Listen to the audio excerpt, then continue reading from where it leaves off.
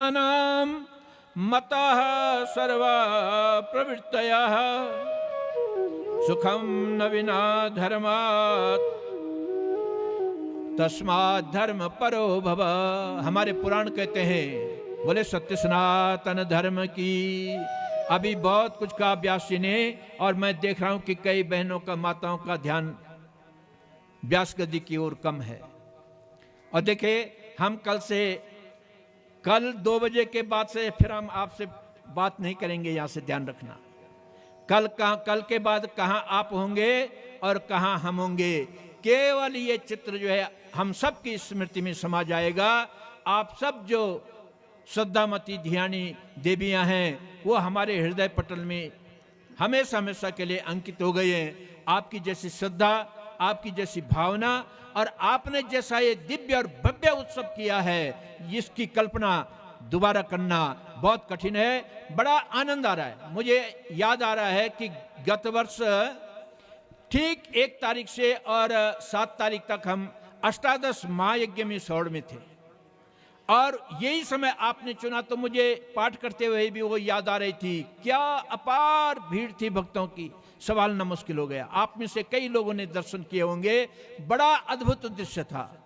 और आज उसी दृश्य का एक स्वरूप आप लोगों ने, हमारी माताओं बहनों ने इस भाटगांव में, निस्वाली भाटगांव में प्रस्तुत किया है। तो बड़ा आनंद आ रहा है। ये जीवन के अद्भुत क्षण है, मैं आपको कह रहा हूं। अब यहां से तो इच्छा हो रही कि आपको क्या कहें और क्या न कहें, क्योंकि बहुत कुछ भागवत जी में शेष है। जीवन का बहुत मुख्य क्षण, सुख के लिए हर व्यक्ति सोच रहा है। आप भी यहां पर आए हैं तो भगवान से प्रार्थना करते हैं, वेदव्यास जी से प्रार्थना कर रहे हैं, इन देवी देवताओं से, 33 कोटि देवताओं से प्रार्थना कर रहे हैं कि प्रभु हमको सुखी रखना, हमें हमेशा जो है सुख की छत्र छाया हमारे ऊपर बनाए रखना। लेकिन तब रहेगी जब आप धर्म का आचरण करेंगे। सुखम न बिना धर्मात् तस्मात् धर्म परो भव। बिना धर्म के सुख नहीं, ध्यान देना। इस बात को जीवन में गांठ बांधना, मेरी माताओं, मेरे बहनों, मेरे भाइयों, कि यदि जीवन में वास्तविक सुख चाहना है तो धर्म का आचरण करना है। ये बड़ा सूत्र दे रहा हूं व्यास गद्दी से आपको। सुखम न बिना धर्मात् तस्मात् धर्म परो भव। इसलिए हमेशा जीवन में जहां तक हो सके धर्म का आचरण कीजिए, अपने स्वार्थ के लिए और केवल अपने लिए धर्म को कभी मत छोड़िए। कोशिश कीजिए। अभी आपने राजा हरिश्चंद्र और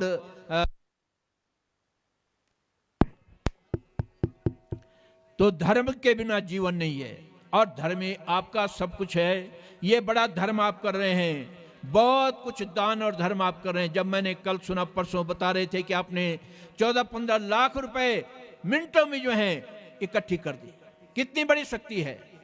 आप कितना बड़ा यहां पर दान धर्म कर रहे हैं। मैंने आपको दूसरे दिन की कथा में कहा था कि सत्य, शौच, दया और दान, ये 4 धर्म के पैर हैं।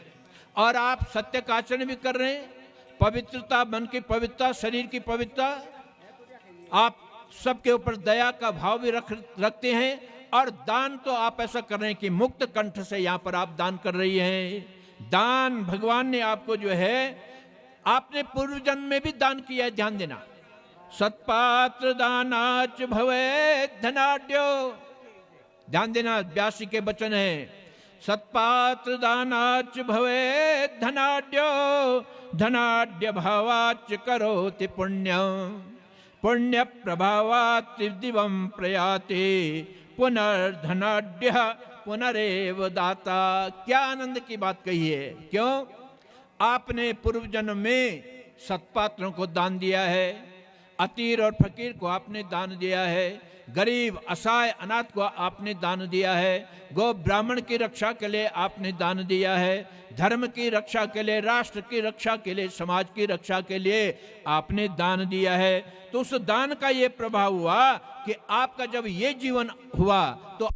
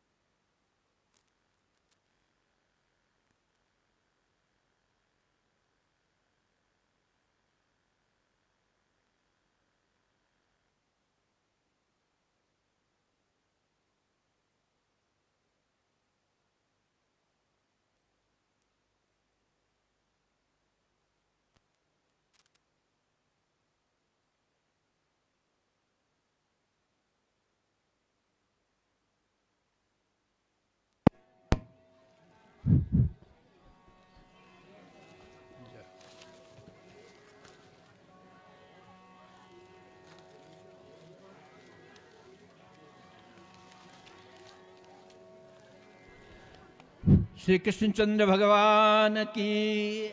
अब देखिए, बिजली भी आपके ऊपर बड़ी कृपा कर रही है, बीच बीच में आपको अपनी कथा कहने के लिए बिजली भी मौका दे रही है, नहीं तो कैसे होगा फिर।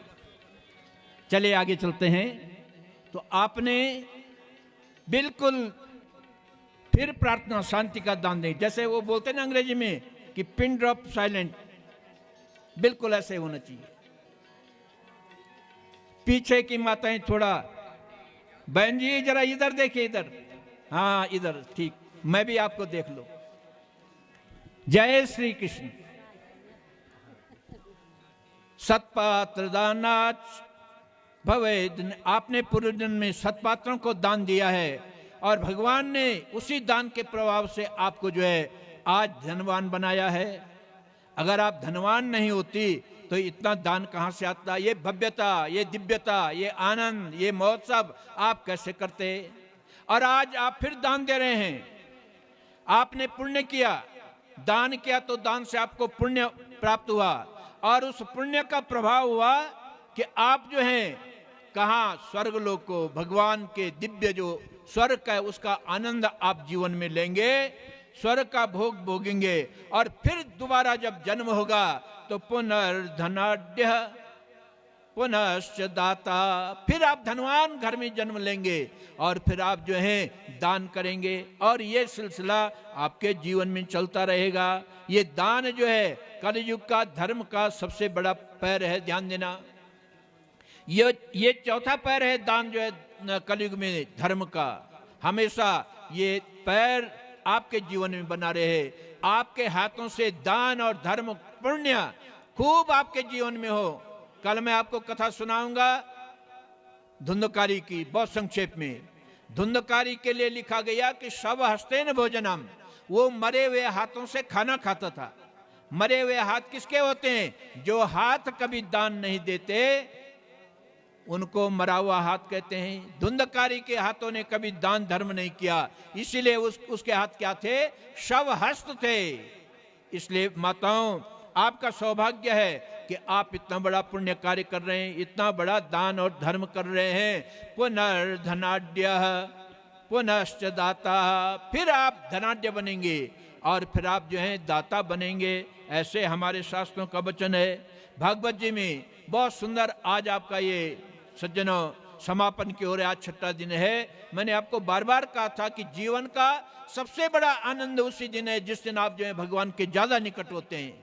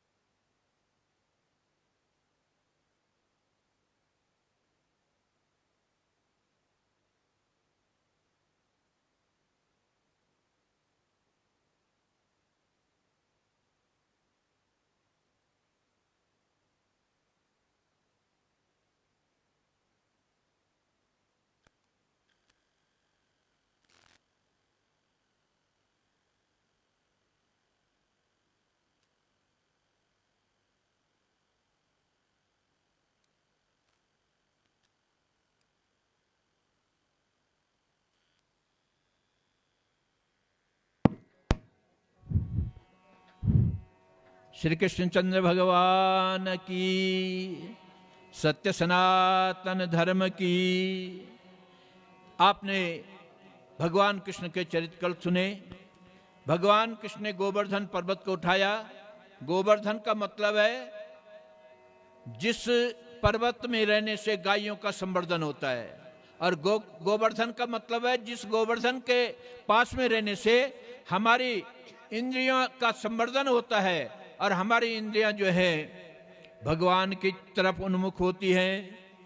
इससे इंद्र ने जब भगवान का महत्व देखा, श्री कृष्ण का प्रभाव जब उन्होंने देखा, तो अंत में वो समझ गए कि भगवान परब्रह्म परमात्मा ने ही कृष्ण के रूप में अवतार लिया है। तो वो आए और सुरभि गाय के साथ में उन्होंने भगवान का जो है सुरभि गाय के दूध से जो है अभिषेक किया, और तब भगवान का नाम रखा गोविंद। ध्यान देना, इंद्र ने भगवान को ये नाम दिया है, गाम बिंदतीति गोविंद। भगवान का नाम जो है आज गोविंद पड़ गया। ये गोविंद भगवान जो है, ध्यान रखना, गायों का संवर्धन करते हैं, गायों की रक्षा करते हैं, इसलिए इंद्र ने इनका नाम गोविंद रखा। इधर से भगवान ने गोपियों को वचन दिया था कि मैं आने वाले शरद ऋतु में पूर्णमासी के दिन आपके साथ में रास क्रीड़ा करूंगा। तो सुखदेव जी राजा परीक्षित से कहते हैं कि राजा परीक्षित, भगवान पिता हरात्रि शरदोत्फुल्ल मल्लिका वीक्षरन्तुम मनश्चक्रे योग माया मुपाश्रिता। भगवान ने अपनी योग माया का आश्रय लिया और गोपियों के साथ में दिव्य रास क्रीड़ा की। ऐसी रास क्रीड़ा, अब समय का अभाव है, हम आपसे इसका विस्तार नहीं कर सकते। रास क्रीड़ा, रास माने रस का, जो परब्रह्म परमात्मा सबसे बड़ा रस है, रसो वैसा रसम एवायम लब्धा आनंदी भवति। उस परब्रह्म परमात्मा रूपी रस को जो प्राप्त करता है वो आनंदित हो जाता है। भगवान ने गोपियों को आज परब्रह्म परमात्मा के स्वरूप का जो अपना कृष्ण तत्व था उसका रसपान करवाए, इसलिए इसे रास क्रीड़ा कहते हैं।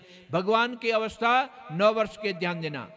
और गोपियों के कई मंडल हैं, कुछ कुमारी गोपियां हैं, तो कुछ विवाहिता गोपियां हैं, कुछ और प्रौढ़ माताएं हैं। अलग अलग मंडलों में आकर के भगवान कृष्ण के साथ में नृत्य करते हैं, रास लीला रचते हैं। जैसी जिसकी भावना थी उस भावना के अनुसार जो है भगवान उनको अपना दिव्य अनुग्रह उनके ऊपर करते हैं। सज्जनों, ये रास क्रीड़ा, इस पर विद्वानों ने भागवत जी में बहुत बड़ा विवेचन किया है और ये सिद्ध किया है कि भगवान ने गोपियों को दिव्य जो अमृत तत्व है उस अमृत तत्व का पान कराया, दिव्य स्वरूप का दर्शन कराया। क्योंकि ये गोपियां भक्ति के आचार्य हैं, श्रुति स्वरूप हैं, ऋषि स्वरूप हैं, इसलिए ये देव शक्तियां हैं। ये कोई मानवीय शक्तियां नहीं है, मानवीय कन्याएं, मानवीय नारियां नहीं है। भगवान की अवस्था 9 वर्ष की है। 9 वर्ष के बच्चे के अंदर किसी प्रकार की वासना नहीं होती है। इस प्रकार से, और ये कथा किसको सुनाई जा रही है? आप ध्यान देना, इस कथा को कौन सुना रहे हैं? जो दिगंबर भगवान शंकर के अवतार हैं, सुखदेव जी महाराज। किसको कथा सुना रहे हैं? राजा परीक्षित को कथा सुना रहे हैं, जिसके 7 दिन के भीतर मृत्यु होने वाली है। अब बताइए, अगर ये लौकिक नृत्य होता तो क्या सुखदेव जी सुनाते इस कथा को राजा परीक्षित को? और क्या उनकी मुक्ति हो जाती? क्या उनकी मृत्यु मंगलमय हो जाती? नहीं होती। इसलिए ये दिव्य रास है।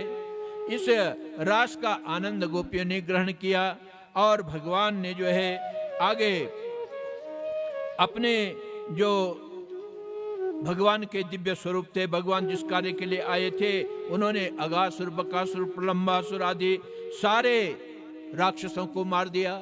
नारद जी ने एक दिन कंस से जाकर के स्पष्ट बता दिया कि हे कंस, आपके साथ में बड़ा धोखा हुआ है। आप जो नंद बाबा के घर में 2 बच्चे पल रहे हैं वो देवकी के 7वें और 8वें बालक हैं। वो देवकी वसुदेव के 7वीं संतान है, 8वीं संतान है। आपके साथ में धोखा किया गया है और इनको चुपके से वहां भेजा गया है। कंस आग बबूला हो गया सज्जनों, और उसने फिर से दोबारा वसुदेव और देवकी को कारागार में बंद कर दिया, डाल दिया। अब और कठोर यातना दे रहा है। और इधर से उसने कहा मैं इसको कैसे मारूं इन बच्चों को। तो उसने अपनी मंत्रणा की राक्षसों के साथ में, अपने मंत्रियों के साथ में, और अक्रूर जी जो उसके मंत्री थे और जो उसके परिवार के ही थे, अक्रूर जी को कहा कि हे अक्रूर जी, जाओ और आप गोकुल से नंद बाबा के घर में जो 2 बालक हैं, राम और कृष्ण, बलराम और कृष्ण, उनको बुला लाओ। उनसे ये कहना कि तुम्हारे मामा जी ने तुमको बुलाया है। तुम्हारे मामा जी के घर पर राजधानी मथुरा में बहुत बड़ा उत्सव हो रहा है और उस उत्सव में आपको बुलाया गया है। भगवान सब जान रहे हैं कि कैसा उत्सव हो रहा है। अक्रूर जी जाते हैं और नंद बाबा से कहते हैं। नंद बाबा जब सुनते हैं कि कृष्ण और बलराम को बुलाया है, माँ यशोदा और गोपियां जब सुनती हैं तो बहुत दुखी हो जाती हैं, क्योंकि गोपियों के प्राण धन वही है, गोपियों के जीवन धन वही है। एक क्षण भी अगर भगवान के दर्शन नहीं करती हैं तो ऐसे लगता है जैसे उनके प्राण निकल जाएंगे। जब उन्होंने सुना तो सुखदेव जी महाराज कह रहे हैं भागवत जी के अंदर के राजन परीक्षित, जब गोपियों ने सुना कि कान्हा और बलराम जब यहाँ से मथुरा चले जाएंगे तो बहुत दुखी हो गई। एवं ब्रुवाणा विरह तुराभृशाम ब्रजस्त्रिया कृष्ण विषक्त मानसा विसृज्य लज्जाम रुरुदोष्म सुस्वराम गोविंद दामोदर माधवेति। बड़ा करुण भाव है। जब गोपियों ने सुना तो भागवत जी में लिखा हुआ है कि आज गोपियों ने सारी लज्जा छोड़ दी, आज उनको कोई संकोच नहीं हो रहा है और बाहर निकल करके विसर्ज लज्जाम, लज्जा को छोड़ करके रुरुदुष्म सुस्वरम, बड़ी जोर जोर से रोने लग गई, विलाप करने लग गई और भगवान का गुणानुवाद करने लग गई। गोविंद दामोदर माधवेति, हे कृष्ण हे यादव हे सखेती। हे गोविंद, हे दामोदर, हे माधव, आप यहाँ से चले जाएंगे।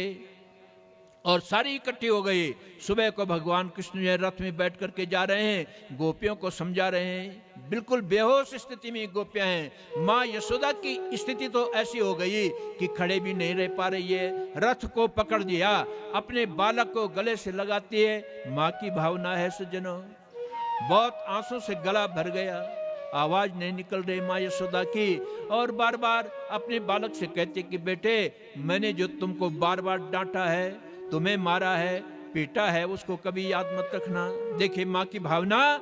माँ यशोदा कहते कि बेटे, मैंने तुम्हें एक दिन रस्सी से बांधा था खूब, और तुम्हारे पेट में जो है रस्सी की बट पड़ गई थी, रस्सी के निशान पड़ गए थे। वो दिन मुझे आज याद भी है, तुम कभी उस दिन की याद मत करना, भूल जाना उस दिन को।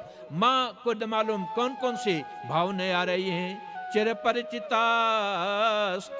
ते भावा तथा द्रवयंती मां। पुरानी वो भावनाएं, पुरानी यादें माँ को आ रही हैं, गोपियों को आ रही हैं। किस प्रकार से हम वृंदावन में नृत्य करते थे, कैसे भगवान ने हमारे साथ में रास रचाया है, ये सब बातें याद करके भगवान कहते हैं, आश्वासन देते हैं, मैया ऐसा नहीं है, मैं जल्दी अपना काम करके मामा जी से मिल करके मथुरा देख करके वापस आ जाऊंगा, आप चिंता मत करो। लेकिन सज्जनों, भगवान जिस दिन गए, 11 वर्ष के थे भगवान उस दिन, ध्यान देना। 11 वर्ष तक भगवान जो है कहाँ निवास करते रहे? गोकुल के अंदर निवास करते रहे। और 11 वर्ष के बाद जब भगवान गए तो कभी उनको वापस आने का समय ही नहीं लगा। इतना समय ही भगवान को नहीं मिला कि वो वापस कभी आ जाएं। तब जाकर के जब भगवान कृष्ण के नाती और पोते भी हो गए, तो कुरुक्षेत्र में जब एक बार बहुत बड़ा ग्रहण लगा था, वहां पर गोपियों से और अपने बाबा नंद से, यशोदा मैया से, तब जाकर के उनकी भेंट होती है। बहुत बड़ा कारुणिक प्रसंग है सज्जनों। भगवान वहां गए और वहां जाकर के उन्होंने मामा की जो राजधानी थी उसके दर्शन किए। जो दुष्ट धोबी था पूर्व जन्म का, जिसने माता सीता के प्रति लांछन लगाया था, धोबी, वो आज भी धोबी बना और कंस का, पापी कंस का धोबी बन करके भगवान कृष्ण ने जो है उसका यहाँ पर उद्धार किया।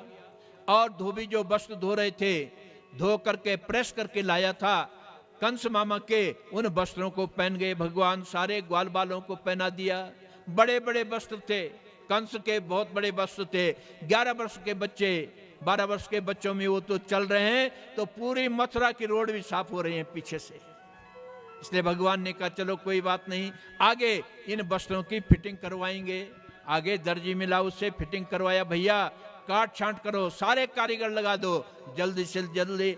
आज 11 वर्ष के बाद भगवान ने सिले हुए वस्त्र पहने। ध्यान देना, 11 वर्ष तक भगवान ने न कोई सिला हुआ कपड़ा पहना, न पैर में जूता पहना, और नहीं हाथ में कोई अस्त्र शस्त्र उठाया।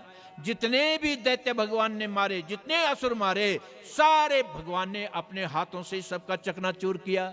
भगवान ने यह सिद्ध किया कि मैंने 9 लाख गायों का दूध पिया है, मैंने 9 लाख गायों का मक्खन खाया है, मेरे ग्वाल वालों ने दूध और मक्खन खाया है, तो हम पहाड़ को भी उठा सकते हैं, पहाड़ भी हम अपने हाथों में उठा सकते हैं। दैत्य तो क्या चीज है। ये संदेश दे रहे हैं भगवान आज की दुनिया को, जिन्होंने गाय पालन छोड़ दिया, दूध पीना छोड़ दिया। दूध कहां से पिएंगे, वो तो लोहे की मशीन का दूध पी रहे हैं, गाय का दूध। ये संदेश है भागवत जी में, एक एक शब्द, एक एक कथा जो है ना, बिल्कुल साइंटिफिक वैज्ञानिकता को लेकर के आगे बढ़ती है। भगवान संदेश देते हैं कि दुनिया के अंदर, समाज के अंदर जो गाय का पालन करेंगे और गोरस का पान करेंगे, दूध दही घी मक्खन का सेवन करेंगे, वो लोग जो हैं मेरी तरह बड़ा भारी गोवर्धन पर्वत भी हाथ में उठा सकते हैं। भगवान ने सिद्ध किया। और आगे चल करके माली जो उससे पुष्पमाला लेते हैं और सुंदर सज जाते हैं, सारे ग्वाल वालों को सजाते हैं। थोड़ा और आगे गए तो सड़क में एक 3 जगह से टेढ़ी एक नारी थी, हाथ में सोने का कटोरा लिए थी और आगे बढ़ रही थी। उस कटोरे के अंदर मलयाचल के चंदन घिस करके रखी हुई थी। अब मलयगिरी का चंदन आपने देखा होगा, अगर गांव में किसी एक व्यक्ति का है तो पूरे गांव में सुगंध फैलेगी। भगवान कृष्ण गए और उन्होंने सीधे कहा कि हे देवी, हे सुंदरी, आप कौन है, मुझे अपना परिचय दीजिए। कुब्जा ने गर्दन खड़ी उठाई और देखते हैं कि आज जीवन में कौन है पहली बार जिसने मुझको देवी कहा, पहली बार जिसने मुझको सुंदरी कहा। अरे मैं 3 जगह से टेढ़ी मेढ़ी, त्रिवक्र नामा भागवत जी में लिखा हुआ है, 3 जगह से टेढ़ी कुब्जा, मुझको आज तक किसी ने ऐसा नहीं कहा। हर व्यक्ति ने मुझे आज तक यही कहा कि ए कुब्जा कहां जा रही है, ये कौन है जो मुझे सुंदरी कह रहा है, ये अद्भुत आवाज कौन है। खींच दिया भगवान ने अपनी आवाज से और सामने देखा तो भगवान कृष्ण खड़े हैं, त्रिभुवन सुंदर भगवान कृष्ण खड़े हैं। भगवान ने कहा देवी अपना परिचय दीजिए, आप कौन है। गदगद हो गई कुब्जा। देखे समाज में जो गिरा हुआ व्यक्ति है, जिसको कोई नहीं पूछ रहा है, जिसका हर व्यक्ति तिरस्कार कर रहे हैं, यदि आप उसको सम्मान देते हैं, भगवान कृष्ण ये दिखाते हैं, तो वो आपके सम्मान को और ज्यादा बढ़ाएगा। त्रिवक्र नामा जो कुब्जा थी, जिसको जीवन में कभी किसी ने सम्मान नहीं दिया, कभी किसी ने सुंदर वचन नहीं कहे, आज वो गदगद हो गई, भगवान कृष्ण के दर्शन करके आनंदित हो गई और कहती है कि हे त्रिभुवन सुंदर, आपने मुझे सुंदरी कहा, मेरा अहोभाग्य है। दासस्मि हम सुंदर कंस सम्मता त्रिवक्र नामा ह्यनुलेप कर्मणि मद्भावितम भोजपते रति प्रियम बिना युवाम को न्यतमस्तदर्हते। हे प्रभु, मेरा नाम त्रिवक्रा कुब्जा है, वैसे मुझको पिताजी ने, माँ बाप ने मेरा नाम सैरंद्री रखा था, लेकिन सैरंद्री कोई नहीं कहता, मुझे सारी दुनिया कुब्जा ही कहती है। और मेरी नौकरी लगी हुई है महाराज कंस के दरबार में, मैं मलयगिरी चंदन को घिसते हूँ, मैं स्पेशलिस्ट हूँ चंदन घिसने की, ध्यान देना। मद्भावितम भोजरत पते रति प्रियम, मेरे हाथ की ये विशेषता है कि मेरे हाथ का घिसा हुआ जो चंदन होता है वो भोजपति महाराज कंस को बहुत प्यारा होता है ना। किन्हीं किन्हीं माता बहनों की विशेषता होते, खाना तो सब बनाते हैं, लेकिन कोई डिश, कोई चीज कोई अच्छी बनाते है, कोई दूसरी चीज अच्छी बनाती है।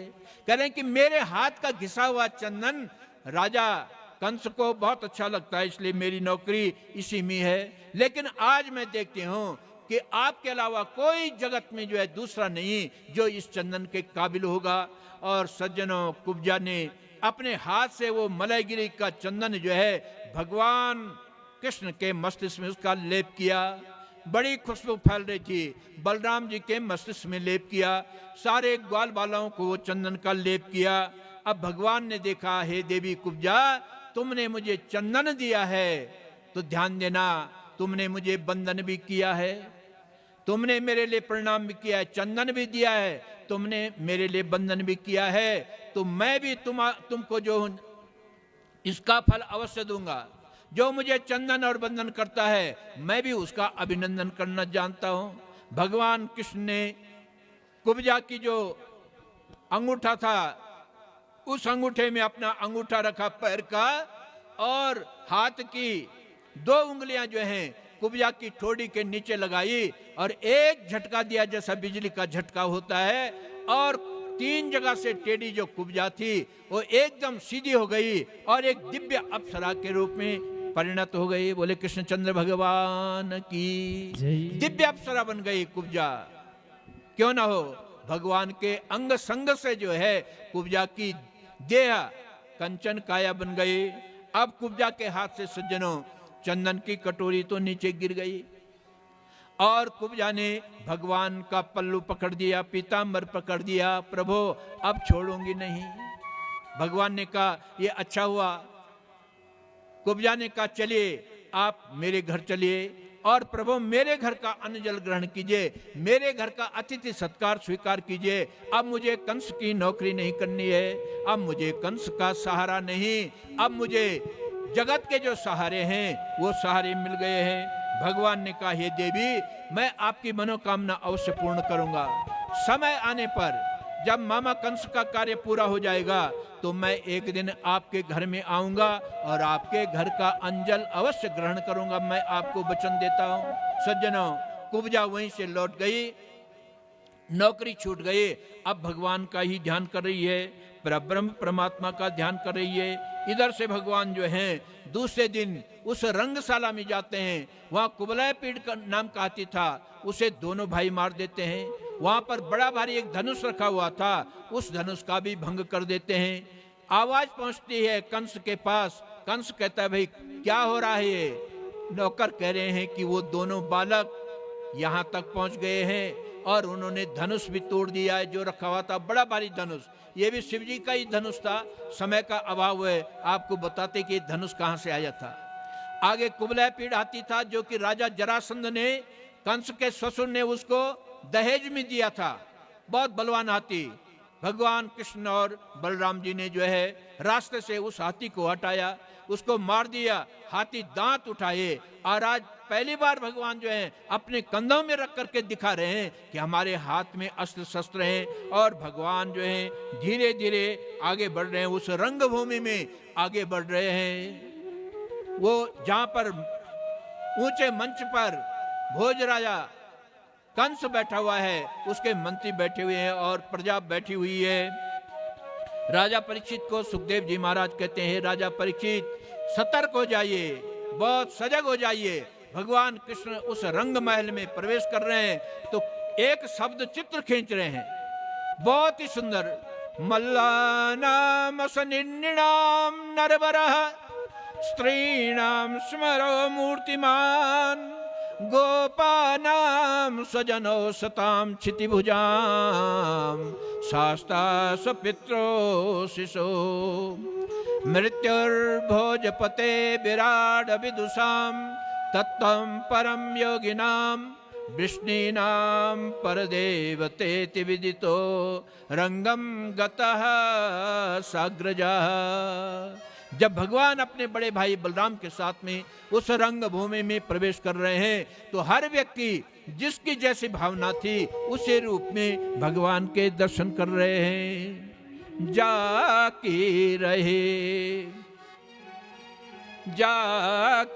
रहे भावना जैसी प्रभु मूरत दे की तीन तैसी प्रभु मूरत देखई तीन तैसी जाकी रही भावना जैसी जाकी रही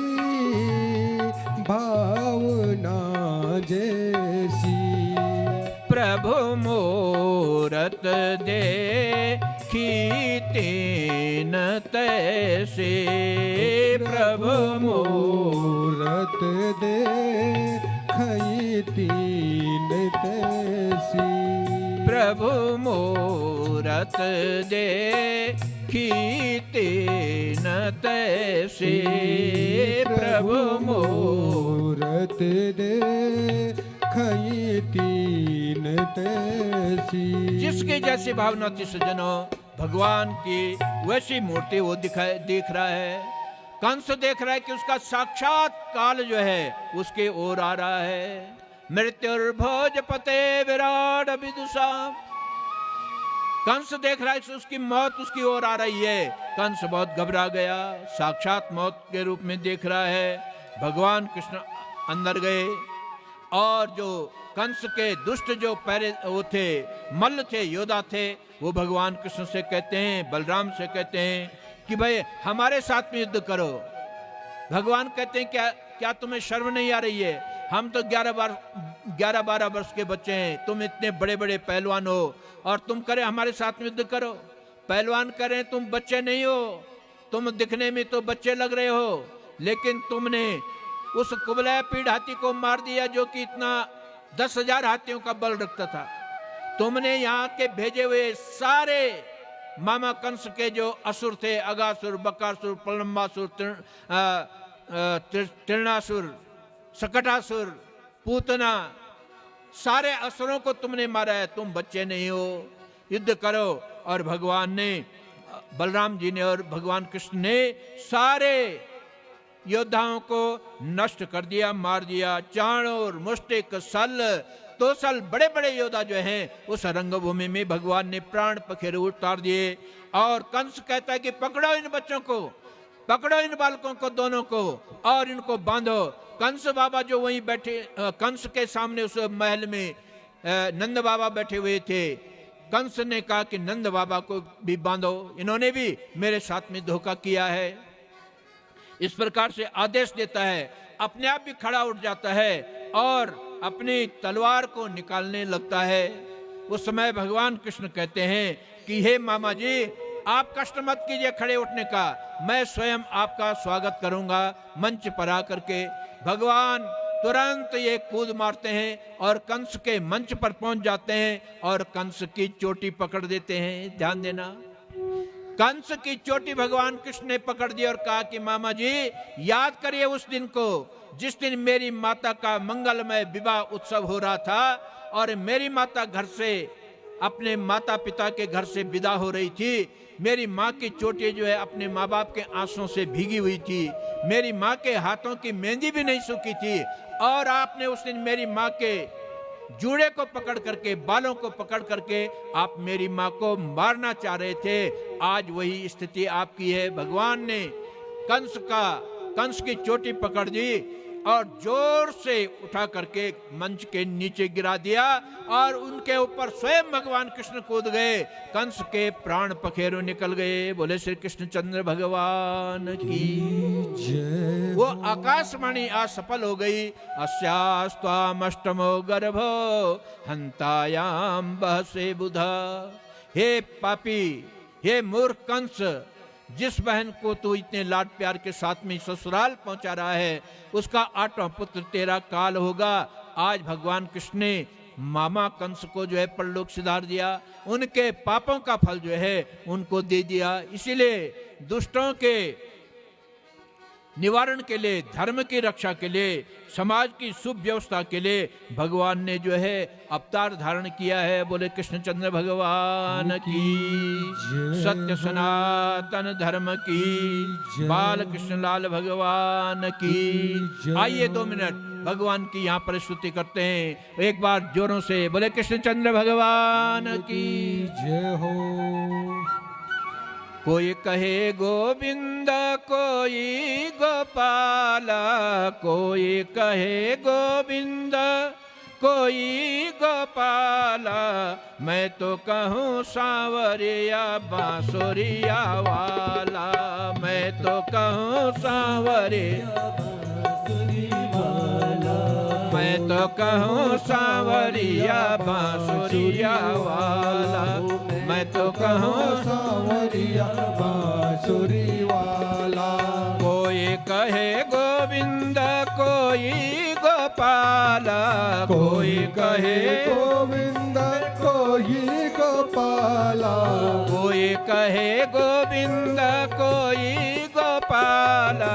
कोई सारी माताएं बहने भाई हाथ उठा करके आनंद के साथ में झूमते हुए आनंद मनाते हुए, कोई कहे गोविंद कोई गोपाला, कोई कहे गोविंद कोई गोपाला। मैं तो कहूँ सांवरिया बांसुरिया वाला, मैं तो कहूँ सांवरिया बांसुरी वाला। मैं तो कहूँ सांवरिया बांसुरिया वाला। हो मैं तो कहूँ सांवरिया बांसुरी वाला। मैं तो कहूँ सांवरिया बांसुरिया वाला, मैं तो कहूँ सांवरिया बांसुरी वाला। राधा ने श्याम कहा मीरा ने गिरधर, राधा ने श्याम कहा मीरा ने गिरधर। राधा ने श्याम कहा मीरा ने गिरधर। हो राधा ने श्याम कहा मीरा ने गिरधर। कृष्णा ने कृष्ण कहा कुब्जा ने नटवर। हो कृष्णा ने कृष्ण कहा कुब्जानी नटवर। कृष्णा ने कृष्ण कहा कुब्जा ने नटवर। हो कृष्णा ने कृष्ण कहा कुब्जानी नटवर। ग्वालों ने तुमको पुकारा गोपाला, ग्वालों ने तुमको पुकारा गोपाला। ग्वालों ने तुमको पुकारा गोपाला। ग्वालों ने तुमको पुकारा गोपाला। मैं तो कहूँ सांवरिया बांसुरिया वाला, मैं तो कहूँ सांवरिया हाथ उठा के आनंद के साथ। वाला। मैं तो कहूँ सांवरिया बांसुरिया वाला, मैं तो कहूँ सांवरिया बांसुरी वाला। मैया तो कहती हो सुनहु कन्हैया, मैया तो कहती है सुन हो कन्हैया। मैया तो कहती है सुनहु कन्हैया। मैया तो कहती है सुन हो कन्हैया। घनश्याम कहते हैं बलराम भैया, घनश्याम कहते हैं बलराम भैया। घनश्याम कहते हैं बलराम भैया। घनश्याम कहते हैं बलराम भैया। सूरा की आंखों के तुम हो उजाला, सूरा की आंखों के तुम हो उजारा। सूरा की आंखों के तुम हो उजाला। सूरा की आंखों जय के हो। तुम हो उजारा। मैं तो कहूँ सांवरिया बांसुरिया वाला, मैं तो कहूँ सांवरिया बांसुरी वाला। मैं तो कहूँ सांवरिया बांसुरिया वाला, मैं तो कहूँ सांवरिया बांसुरी वाला। कोई कहे गोविंद कोई गोपाला, कोई कहे गोविंद कोई गोपाला। कोई कहे गोविंद कोई गोपाला। कोई कहे गोविंद कोई गोपाला। मैं तो कहूँ सांवरिया बांसुरिया वाला, मैं तो कहूँ सांवरिया बांसुरी वाला। मैं तो कहूँ सांवरिया बांसुरिया वाला। मैं तो कहूँ सांवरिया बांसुरी वाला। मैं तो कहूँ सांवरिया बांसुरिया वाला। मैं तो कहूँ सांवरिया बांसुरी वाला। मैं तो कहूँ सांवरिया बांसुरिया वाला। बोले बोले श्याम सांवले भगवान की। जय हो। आनंद की बाढ़ आ रही है, बड़ा आनंद आ रहा है आप लोगों की भक्ति भावना को देख करके। और निश्चित रूप से मेरी माताओं को, मेरी बहनों को अपने जीवन में ये दिन बहुत याद आएंगे। और तब ज़्यादा याद आएंगे, तब ज़्यादा आप जो हैं भाव विभोर हो जाएंगे कि कैसा हमने वो यज्ञ संपन्न किया था, कैसा आनंद वहाँ आया था। सज्जनों, इधर से भगवान कृष्ण जो है, अब उनका पिता सीधे भगवान कृष्ण ने कंस मामा को मारा और सीधे कारागृह में गए। अपने नाना उग्रसेन को कारागार से पहले बाहर निकाला, उसके बाद अपने माता पिता वसुदेव देवकी को कारागार से बाहर निकाला और उनसे कहते हैं कि मैया क्षमा करना, मैं आपको जो हूँ अपने बचपन का आनंद नहीं दे पाया। देखिए यही तो पुण्य है, मैं आपको कह रहा हूँ ना। देखिए जन्म तो देवकी ने दिया था, लेकिन बच्चे का जो आनंद होता है, माँ बाप को जो मिलता है, वात्सल्य आनंद जो मिलता है, वो माँ यशोदा और नंद बाबा को मिला। उनका पुण्य था उस आनंद का। वसुदेव देवकी बच्चे का वो आनंद प्राप्त ही नहीं कर सके। 7-8 बच्चे हुए, लेकिन सब जो है वो बच्चे का बचपन का जो आनंद होता है, जो वात्सल्य में आनंद होता है, वो आनंद जो है देवकी को नहीं मिल पाया। अपने अपने पुण्य की बात है। भगवान कृष्ण उनको भी कारागार से बाहर लाते हैं और इधर से अपने नाना जी को जो है मथुरा की राजगद्दी पर बिठाते हैं। नाना जी कहते हैं कि हे कृष्ण, अब हम लोग बूढ़े हो गए हैं, हमारे बस का राजकाज चलाना नहीं है, आप बैठिए राजगद्दी पर। भगवान कृष्ण कहते हैं नहीं नाना जी, बुजुर्गों को ऊंचे सिंहासन पर बिठाना है। आप राजा रहे हैं, आपके अंदर राजा के गुण हैं, आपके अंदर राजा का अनुभव है, प्रजा को कैसे चलाना है ये आप जानते हैं। बड़े बुजुर्ग आप जो गद्दी पर बैठिए, आप हमारा मार्गदर्शन कीजिए, हम संसार में उसी कार्य को करेंगे। हम अब संसार में जो है, अब नाना जी आपका मार्गदर्शन होगा, आप हमको रास्ता दिखाएंगे। ध्यान देना, भगवान कृष्ण ये संदेश देते हैं कि बुजुर्गों का कभी परित्याग मत कीजिए, बुजुर्गों का कभी जो है तिरस्कार मत कीजिए। वृद्ध नाना जी को राजगद्दी पर बिठाया और कहा कि आप हमको आदेश दीजिए, आप हमको आशीर्वाद दीजिए, आप हमको जो है मार्गदर्शन दीजिए, काम हम करेंगे लेकिन नाम आपका रहेगा, आपका आदेश रहेगा।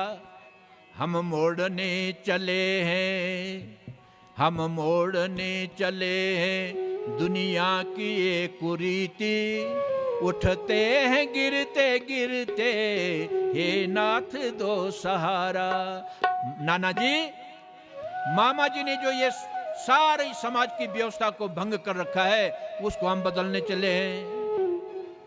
आप हमको सहायता करें, आप हमको मार्गदर्शन दे। नाना जी गदगद हो गए। ये है बड़े बुजुर्गों के लिए सम्मान, ध्यान देना। ये नहीं कि जैसे एक परंपरा हमारे गढ़वाल में चल दी है कि पुराने फर्नीचर को बाहर करो। ध्यान देना,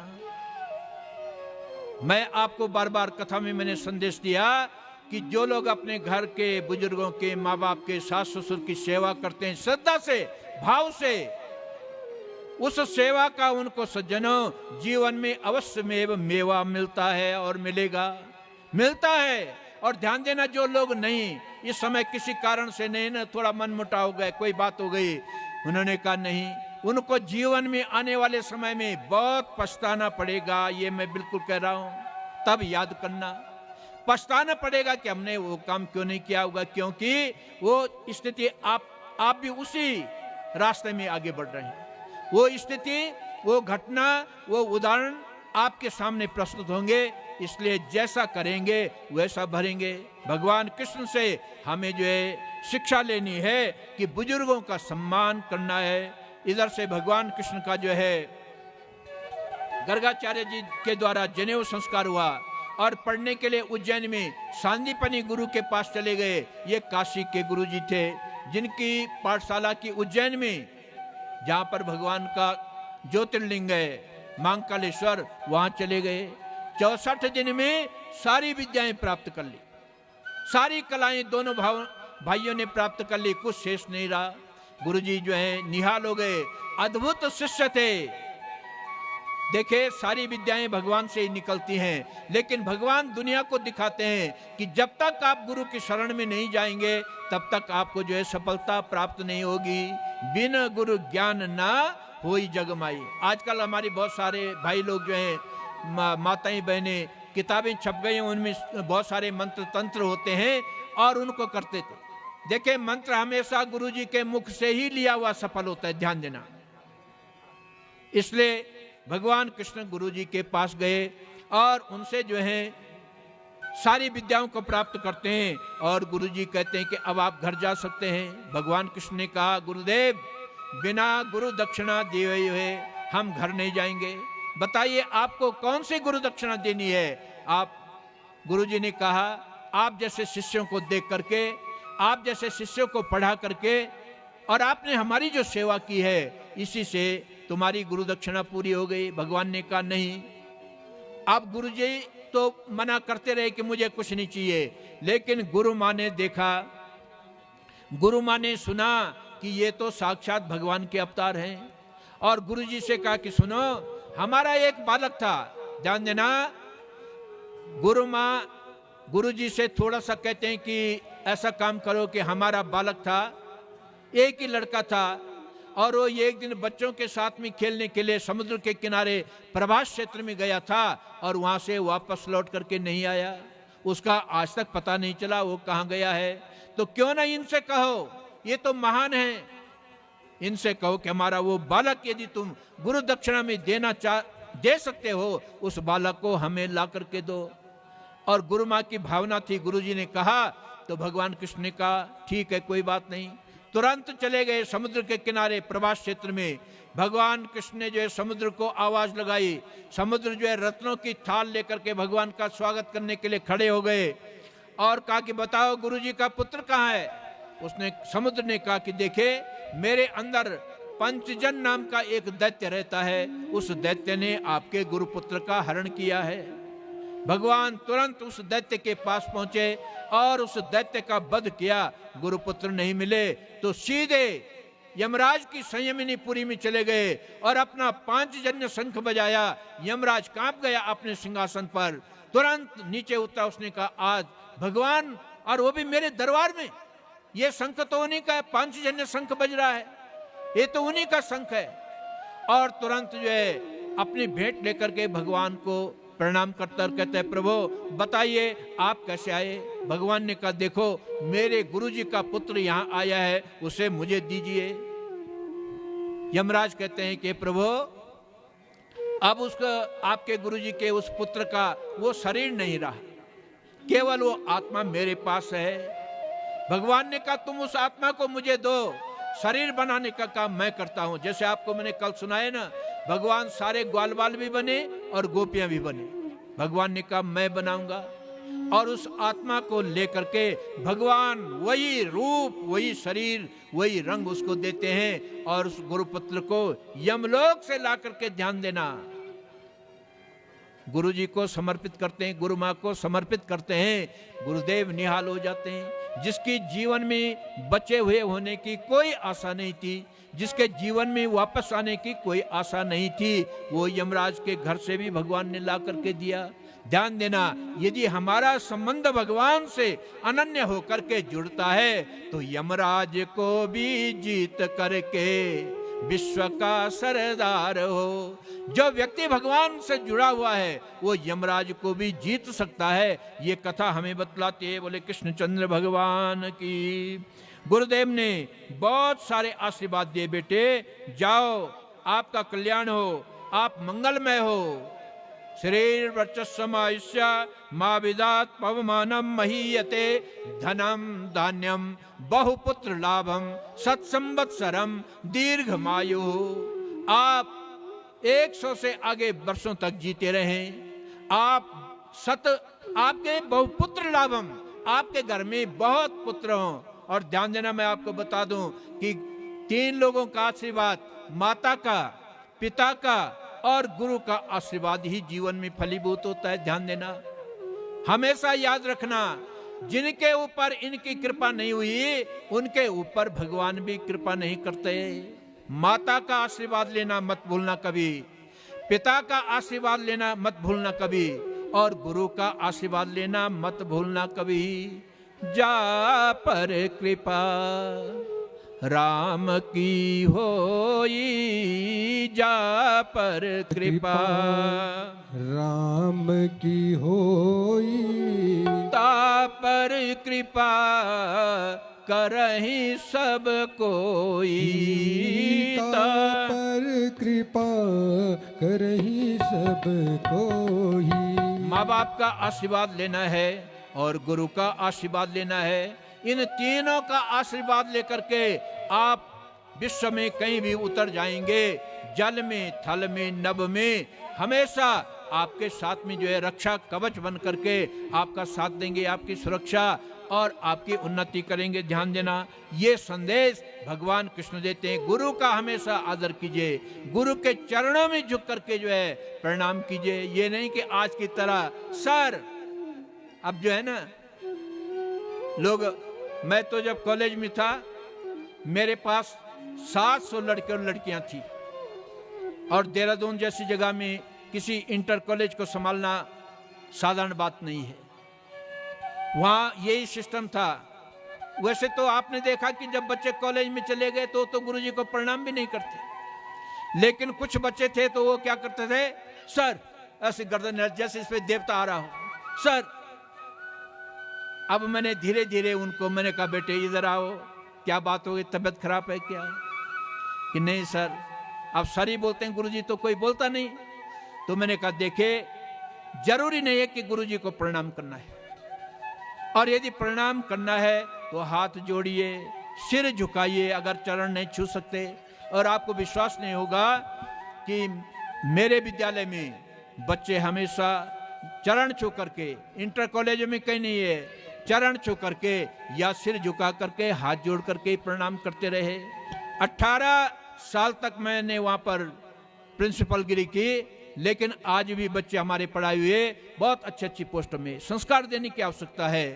आज गुरु और माँ बाप के प्रति बच्चों के संस्कार, हम आपको बार बार कहते हैं, भगवान की कृपा से, आपके तपोबल से, आपके पुण्यों से, आपके प्रताप से आपके बच्चे बहुत ऊंचे ऊंचे अफसर बन जाएं, देशों में रहें, विदेशों में रहें, डॉक्टर बने, इंजीनियर बने, आईएएस बने, पीसीएस बने, बहुत बड़े अधिकारी बने, बहुत बड़े बिजनेसमैन बने। लेकिन माताओं, अपने संस्कार उस बच्चे को अवश्य देना, तब जाकर के वो बच्चा कभी आपको भूलेगा नहीं। और यदि जिस माता ने, जिस पिता ने, जिस गुरु ने अपने संस्कार जो है बच्चों को नहीं दिए, वही बच्चे बाद में अपने माँ बाप को भूलते जाते हैं, और फिर वृद्ध आश्रमों की नौबत आ जाती है। बोले जय श्री कृष्ण, जय श्री कृष्ण। भगवान कृष्ण ने जो है ये संदेश दिया, और इधर से गोपियों को बार बार वहां से संदेश आ रहे हैं कि आपने कहा था मैं जल्दी आ जाऊंगा। भगवान ने कहा मुझे समय नहीं है, जाइए। उद्धव जी को भेजा था गोपियों को समझाने के लिए, लेकिन उद्धव का ज्ञान जो है गोपियों की भक्ति में, गोपियों की प्रेमा जो भक्ति थी, उस भक्ति में उद्धव जी का ज्ञान समाप्त हो जाता है। इधर से कंस की जो रानियां थी दो, उनका नाम था अस्थि और प्राप्ति। ध्यान देना, दोनों अपने पिता के पास चले गए, मगध देश के राजा जरासंध के पास में, और सारी घटना बता दी। 17 बार जरासंध ने 23 अक्षौहिणी सेना को लेकर के भगवान कृष्ण के ऊपर मथुरा में आक्रमण किया, लेकिन भगवान कृष्ण ने अपनी नीतियों से जो है उस आक्रमण को फेल कर दिया। अंत में भगवान ने सोचा कि अब ऐसे काम नहीं चलेगा। भगवान के जो बैकुंठ लोक के दिव्य अस्त्र थे, दिव्य रथ था, दिव्य घोड़े थे, और वो सब जो है जमीन पर उतर आते हैं। बलराम जी का रथ और अस्त्र शस्त्र भी आते हैं। 18वें युद्ध में काल यवन दैत्य का राजा मुचकुंद के द्वारा विनाश करवाते हैं, और अंत में जरासंध जो है प्रवर्षण पर्वत पर आग लगा देता है। और भगवान कृष्ण विश्वकर्मा का ध्यान करते हैं, विश्वकर्मा से कहते हैं कि ये विश्वकर्मा, समुद्र के अंदर, पश्चिम समुद्र में, द्वारिका में, गुजरात के पास में हमारे लिए द्वारिकापुरी का निर्माण करो। और एक रात के भीतर विश्वकर्मा ने जो है द्वारिकापुरी का निर्माण कर दिया। उस द्वारिकापुरी के 7 गेट थे और 7 गेटों पर भगवान विराजमान है। आप जिस रास्ते भी अंदर जाएंगे उसी रास्ते आपको भगवान दिखाई देंगे। सज्जनों, ध्यान देना, जो व्यक्ति अपने शरीर को ही द्वारिका बनाता है, द्वारी मनी दरवाजा और का मनी ईश्वर, ये शरीर ही द्वारिका है। इस शरीर के हर जो दरवाजे हैं उस दरवाजे पर आप ईश्वर को बिठा दीजिए, जीवन सफल हो जाएगा। भगवान द्वारिकाधीश बन गए। बोले द्वारिकानाथ भगवान की जय हो। जरासंध ने समझा कि भगवान कृष्ण जो है, बलराम और कृष्ण जो है आग में कहीं भस्म हो गए होंगे, लेकिन भगवान भस्म नहीं हुए, द्वारिका बना करके द्वारिकाधीश बन गए हैं। अब यहां से भगवान के जीवन की तीसरी जो स्थिति है वो शुरू होती है। अब देखिए, 14 वर्ष तक भगवान कहाँ रहे? मथुरा में रहे। 14 वर्ष तक भगवान ने मथुरा की जो बिगड़ी हुई हालत थी, बिगड़ी हुई स्थिति थी, उस स्थिति को दुरुस्त किया। आज भगवान 25 वर्ष के हो गए हैं, बलराम जी भी 25 वर्ष के हो गए हैं। बलराम जी का विवाह किसके साथ में होता है? रेवती नाम की कन्या के साथ में। राजा कुकुदमी की कन्या, उनको राजा रेवत भी कहते हैं। राजा रेवत की कन्या रेवती के साथ में हो गया बड़े भाई का विवाह। कथा संक्षेप में आपको सुनाऊं। राजा रेवत जो है सतयुग के राजा थे और उनकी सर्वांग सुंदर कन्या थी रेवती। रेवती का बहुत मुश्किल हो गया, लेकिन कहीं योग्य वर नहीं मिला। बहुत ढूंढा लेकिन वर नहीं मिला। ये राजा बड़े पुण्यशाली थे। राजा रेवत ने अपनी कन्या का हाथ पकड़ा और सीधे ब्रह्मलोक को चले गए कि ब्रह्मा जी को पूछूंगा कि क्या तुमने मेरी कन्या के लिए कोई वर नहीं बनाया है। लेकिन उस समय ब्रह्मलोक में सभा चल रही थी और उनको थोड़ा सा वहां रुकना पड़ा था। इतने रुकने में ही जो है सारा उलट पुलट हो गया, युगों बीत गए। अभी आपने 2-3 दिन पहले शास्त्री जी से कथा सुनी थी कि चतुर्युग सहस्राणी दिन में कम पितामह। 4 युग जब 1000 बार बीत जाते हैं, ध्यान देना, तब जाकर के ब्रह्मा जी का एक दिन पूरा होता है। और ब्रह्मा जी के पास में राजा रेवत जो है 2 घड़ी रुके थे। 2 घड़ी में ही सारा उलट पुलट हो गया। जब ब्रह्मा जी से मिले और कहा कि इस कन्या को लेकर के इसका कोई वर आपने क्या नहीं बनाया, तो ब्रह्मा जी ने कहा, हे राजन, तुम्हारा जमाना गया, वो समय निकल गया। अब तो द्वापर युग आ गया है और भगवान कृष्ण जो है अपने बड़े भाई बलराम जी के साथ में अवतार ग्रहण कर चुके हैं। इसलिए सबसे अच्छा होगा कि सीधे जाइए और आप अपनी इस कन्या का हाथ जो है भगवान कृष्ण के बड़े भाई बलराम जी के हाथ में पकड़ा दीजिए। कहते हैं कि रेवती सतयुग की कन्या थी तो 7 हाथ लंबी थी और बलराम जी क्योंकि द्वापर युग में थोड़ा कद छोटा हो गया था और कलयुग में तो और छोटा हो जाएगा। और कल यदि समय मिलेगा मैं कलयुग का वर्णन सुनाऊंगा आपको। तो भागवत जी कह रहे हैं कि कलयुग में मिर्च के पेड़ पर सीढ़ी लगा करके आदमी चढ़ेगा और तब मिर्च तोड़ेगा, इतना छोटा हो जाएगा। अब आप सोचिए कि जब मिर्च के पेड़ पे सीढ़ी लगेगी तो मिर्च का पेड़ भी कितना छोटा हो जाएगा, आदमी कितना बौना हो जाएगा। कलयुग का वर्णन है, कल के लिए आपको छोड़ रहा हूं, समय मिलेगा, बहुत सारी कथाएं हैं, आप समय से आएंगे। तो देखे बलराम जी के साथ में बोले रेवती बलराम जी की। बड़े भाई का विवाह पहले हो गया, अब जो है छोटे भाई भगवान कृष्ण भी विवाह के योग्य हो गए, लेकिन कोई जो है विवाह योग्य कन्या मिल नहीं रही है। भगवान कृष्ण जो है इधर से क्या हुआ कि विदर्भ देश के राजा भीष्मक की कन्या का नाम था रुक्मिणी। ध्यान देना, इसके आगे जो है 5 तो इसके भाई थे और एक ये बहन थी रुक्मिणी। तो भाई चाहते हैं कि भाई मेरी बहन ऐसी जगह जाए जहां की हमेशा हाथ ही हाथ में रहे, बड़ी सुखी रहे। और राजा थे तो राजाओं का विवाह राजाओं के साथ में होता है। तो भाइयों ने और पिताजी ने, खास करके बड़े भाई रुक्मिणी ने रुक्मिणी ने निश्चय कर दिया कि चैदी देश के राजा जो शिशुपाल हैं, भगवान कृष्ण के ही बुआ के लड़के हैं, और ये झांसी साइड के राजा थे, ये बुंदेलखंड साइड के राजा थे। उनके साथ में फिक्स हो गया। रुक्मी कहते हैं कि उन्हीं के साथ में मेरी बहन का विवाह होगा। सारी तैयारियां चल रही हैं। इधर से जो रुक्मिणी है, उन्होंने भगवान के अनन्य भक्त देव दर्शन नारद जी को अपना गुरु बनाया था, और भगवान की कथाएं नारद जी के मुखारबिंद से सुनी थी। भगवान कृष्ण की चर्चा, भगवान कृष्ण की कथा नारद जी के मुखारबिंद से सुनी थी। तो मन ही मन रुक्मिणी ने निश्चय कर दिया कि मैं यदि जीवन में विवाह करूंगी तो द्वारिकाधीश भगवान कृष्ण के साथ में ही करूंगी, अन्यथा मैं जीवन भर विवाह नहीं करूंगी। ये निश्चय कर लिया। अब बिल्कुल दिन फिक्स हो गए सज्जनों, विवाह के दिन फिक्स हो गए। बारात के लिए जो है तैयारी हो गई, और बारात आने वाली है। केवल 3 दिन का समय शेष रह गया। बोले कृष्णचंद्र भगवान की। बहुत कम समय, केवल ये रुक्मिणी मंगल की कथा आपके सामने आज प्रस्तुत है। 3 दिन शेष रह गए। सारे लोग जो हैं आनंद मना रहे हैं, लेकिन जिसका विवाह होना है राजकुमारी का, वो मन ही मन दुखी है। उसने कहा मैं शिशुपाल से किसी भी स्थिति में विवाह नहीं करूंगी, क्योंकि वो मेरे लिए योग्य वर नहीं है, मेरे जीवन का योग्य साथी नहीं है। देखिए भागवत जी में कहीं ये नहीं कहा हुआ है कि कन्या अपना मत नहीं व्यक्त कर सकती। भागवत जी कहते हैं कि कन्या की, उसके विवाह में कन्या का भी जो है सम्मति लेनी जरूरी है। रुक्मिणी जी ने एक ब्राह्मण को बुलाया और एक बहुत सुंदर पत्र लिखा भगवान कृष्ण के लिए, और ब्राह्मण देवता से कहा कि हे ब्राह्मण देवता जल्दी करना, बहुत 3 दिन शेष है, बारात पहुंच गई है शिशुपाल की। ये पत्र जो है द्वारिकाधीश भगवान कृष्ण को दे देना।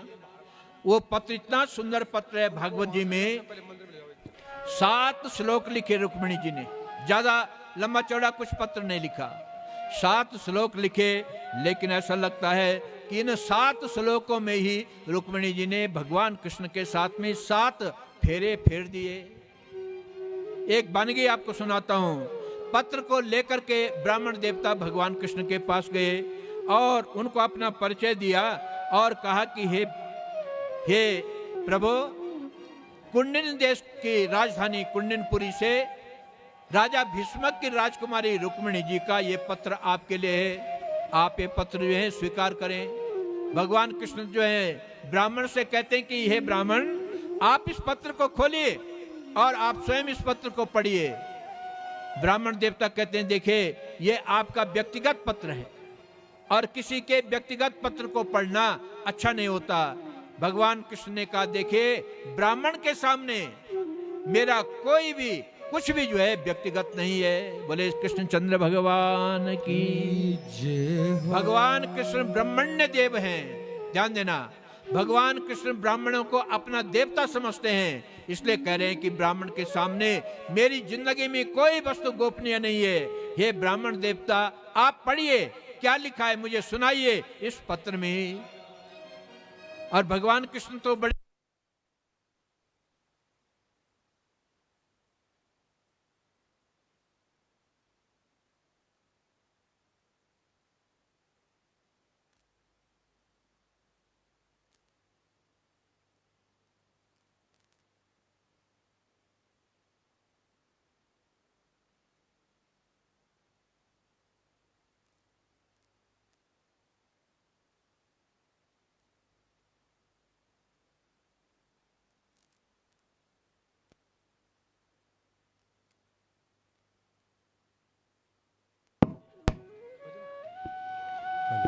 बोले बांके बिहारी लाल की जय हो। भगवान कृष्ण ब्राह्मण देवता से ही इस पत्र को पढ़वाते हैं। ध्यान देना।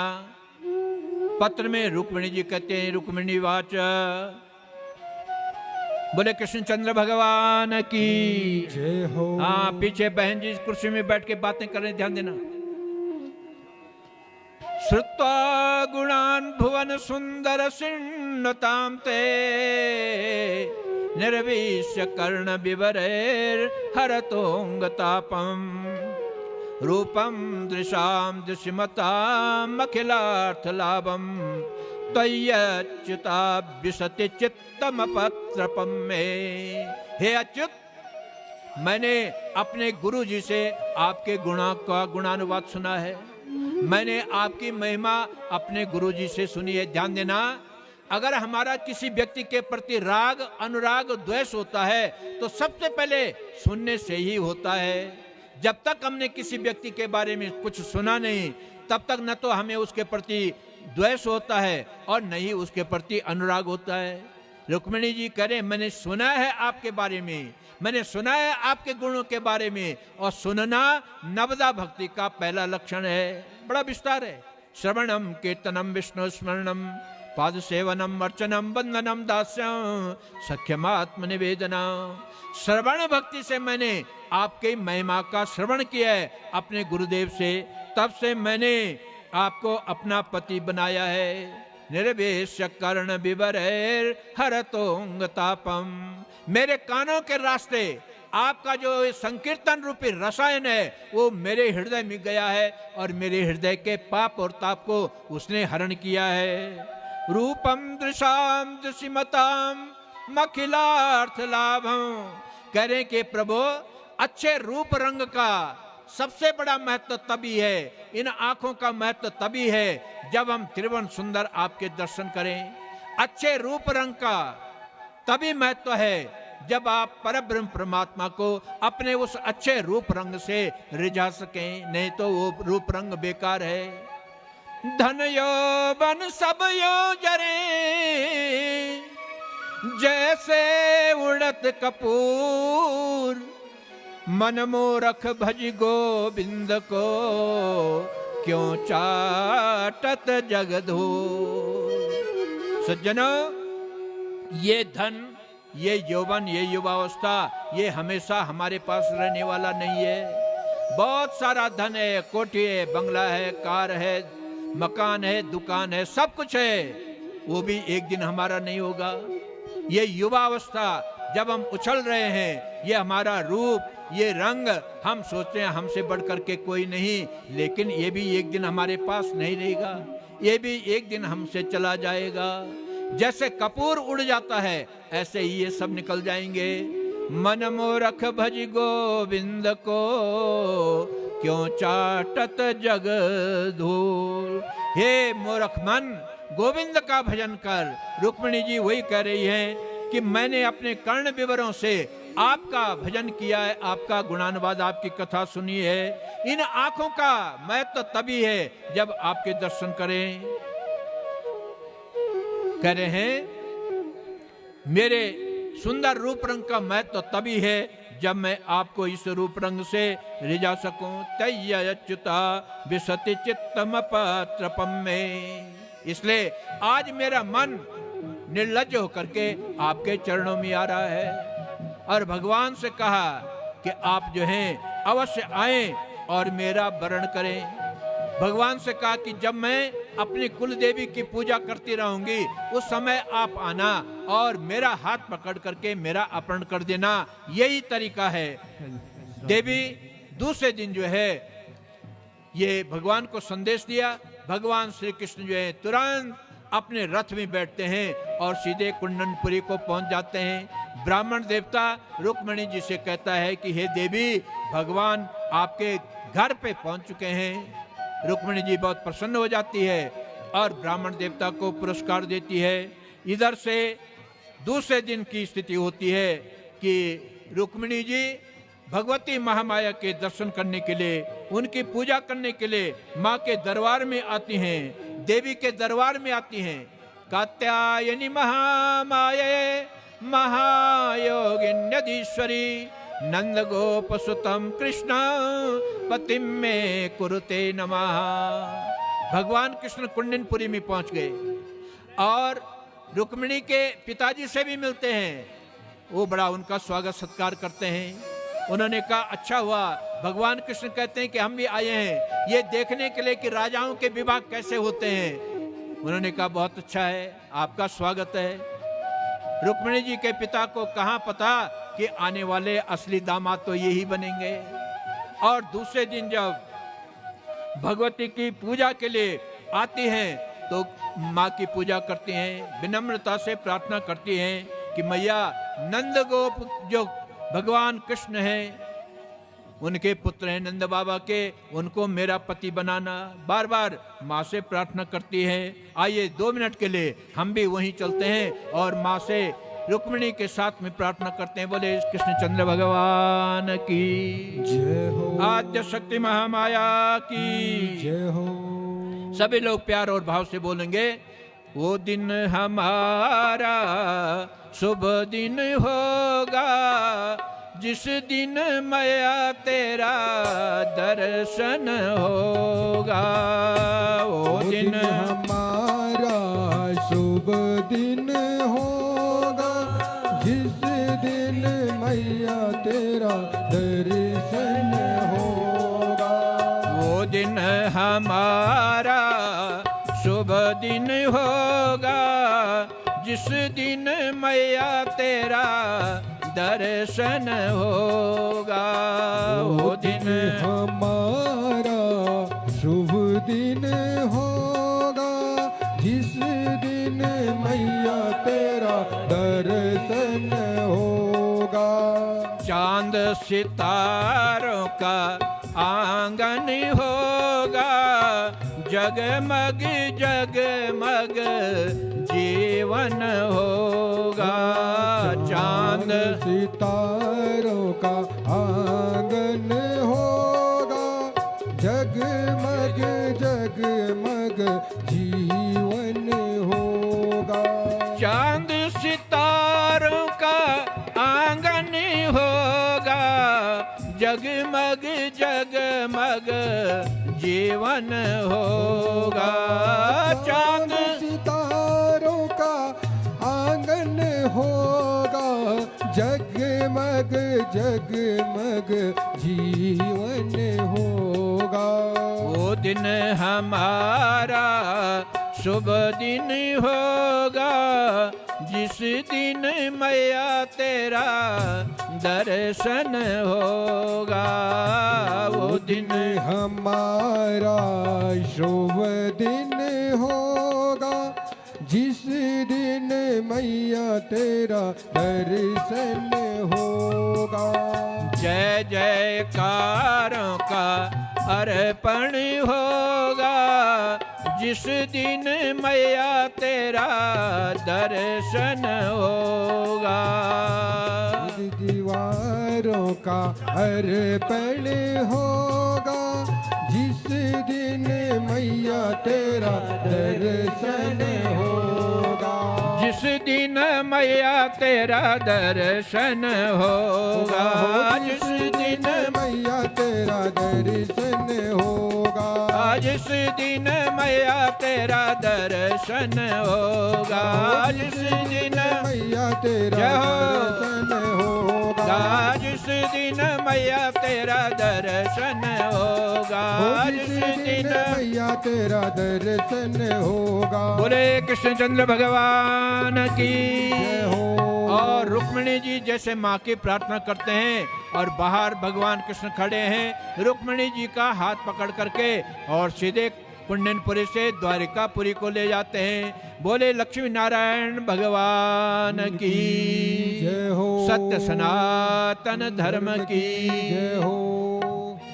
आराम से शांति के साथ में आप बैठे रहेंगे और आनंद से झांकी का आनंद लेंगे, रुक्मिणी मंगल का आनंद लेंगे आप। ये बहुत ही मंगलमय हमारे लिए समय है, आनंद का ये समय है। आप इसका आनंद लीजिए, भगवान के इस लीला का आप दर्शन कीजिए।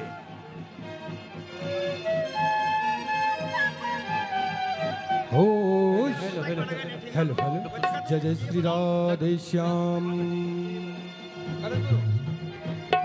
हो शुभ दिन बारी आयो छे आज देबो कू चौक बार्यो छे शुभ दिन बारी आयो छे आज देबो को चौक भर्यो छे साबी देगे रंग मत बाण्या छे साबी देवे रंग मत जय हो। बाण्या छे ढोल डमो बाजे तक दिन तालो तक जय हो। दिन तालो तक दिन तालो दिन तालो तक दिन तालो दिन तालो तक दिन तालो दिन तालो तक दिन तालो दिन तालो शुभ दिन बारी आयो छे आज देबो कू चौक बार्यो छे शुभ दिन बारी आयो छे आज कोण ने चौक भर्यो छे साबी देवे रंग मत बाण्या छे साबी देवे रंग मत बण्यो छे ओ ढोल डमो बाजे तक दिन तालो तक दिन तालो दिन तालो तक दिन तालो दिन तालो तक दिन तालो दिन तालो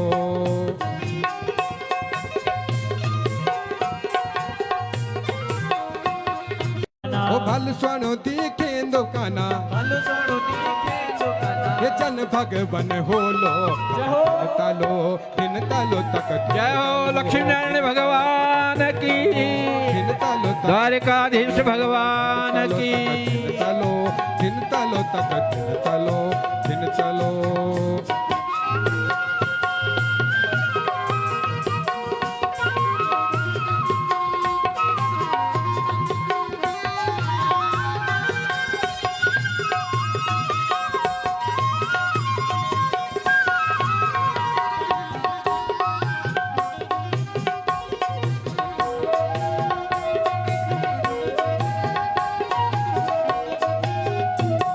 ओ मुंड पागड़ी सेरा बांध्यो छा मुंड पागड़ी पगड़ी सेरा बांध्यो छे ओ मुंड पागड़ी सेरा बांध्यो छा ओ मुंड पगड़ी सेरा बांध्यो छे ओ दिशा ध्यानी सब खुश होई छा दिशा ध्यानी सब खुश होई छे दिशा ध्यानी सब खुश होई छा दिस जाने सब खुश होई छे देवी देवता जस देना चा ओ देवी देवता जस देना चा देवी देवता जस देना छे जुग जुग तुम जियो तक दिन तालो तक दिन तालो दिन तालो तक दिन तालो दिन तालो तक दिन तालो दिन तालो तक दिन तालो दिन तालो तक दिन तालो दिन तालो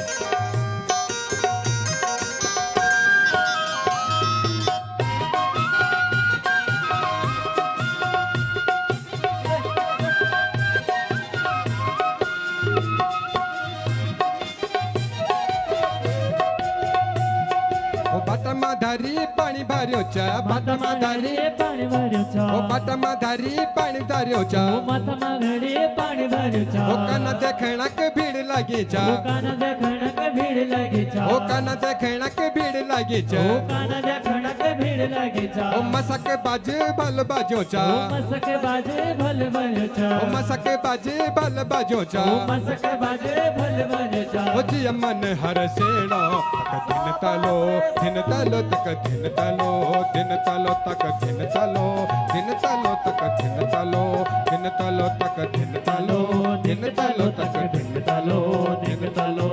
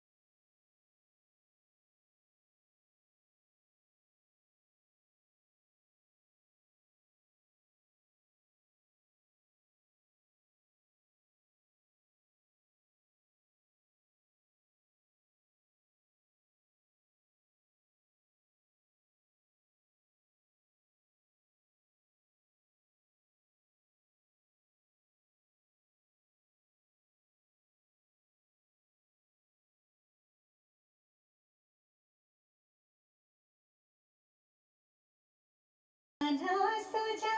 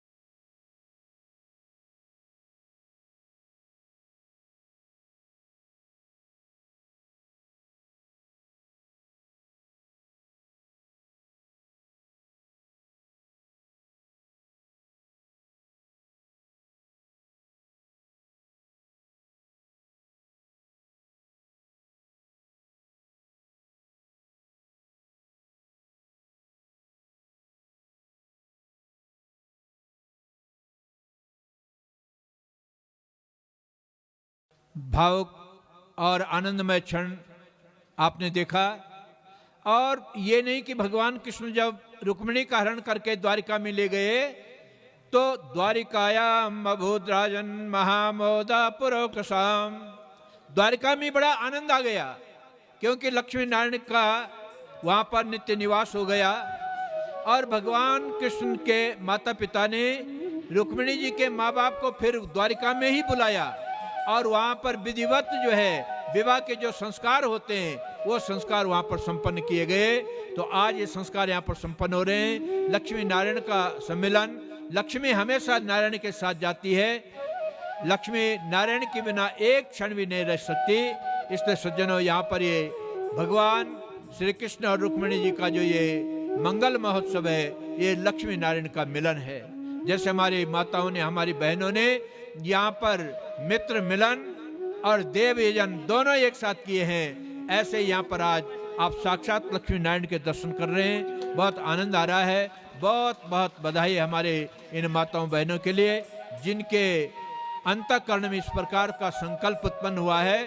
और मैं समझता हूँ कि भाट गांव की ध्यानियों के द्वारा ये श्रीमद् भागवत महापुराण यज्ञ जो है आने वाले लोगों के लिए एक उदाहरण रहेगा, ये एक निदर्शन रहेगा और मार्गदर्शन करेगा।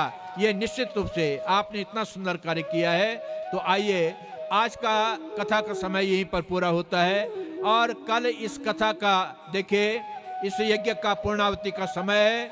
अधिक से अधिक संख्या में, जैसे भी हमारे संयोजक महोदय आपको अभी मार्गदर्शन करेंगे, लेकिन मैं आपको ये बता दूं कि राम नाम की लूट है, लूट सके तो लूट, अंत काल पछताएगा जब प्राण जाएंगे छूट। ये राम नाम की लूट आप जितना ज्यादा कर सकें, प्रातः काल समय पर आए और कल की कथा में यहाँ पर देवी भगवती महामाया का महात्म्य होगा, भागवत का महात्म्य होगा और भगवान के परम एकमात्र परम भक्त और परम मित्र सुदामा जी की कथा का भी आप श्रवण करेंगे, संक्षेप में जो भी बन पाएगा। लेकिन निश्चित रूप से 1-1:30 बजे पूर्णाहुति संपन्न हो जाएगी। इस कथा का जो यज्ञांत जो पुण्य प्रसाद है, आरती प्रसाद है, ब्राह्मणों का श्री संवाद है, वो आपको प्राप्त होगा और ब्रह्म भोज भगवान का ये प्रसाद आपको प्राप्त होगा।